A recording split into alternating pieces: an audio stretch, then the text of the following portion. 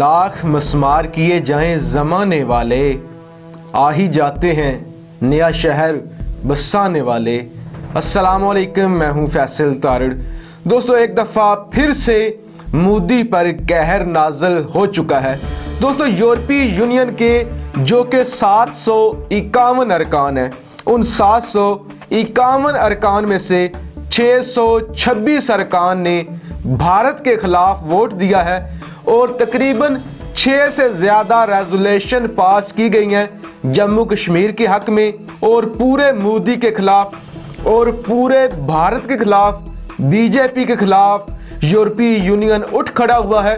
6 से ज़ायद resolution pass की गई हैं जिसमें बताया गया है कि मोदी हिटलर है, मोदी जालिम है, मोदी जो कुछ भी कर रहा है नाजायज़ कर रहा है। पूरा यूरोप इस वक्त मोदी के खिलाफ हो चुका है।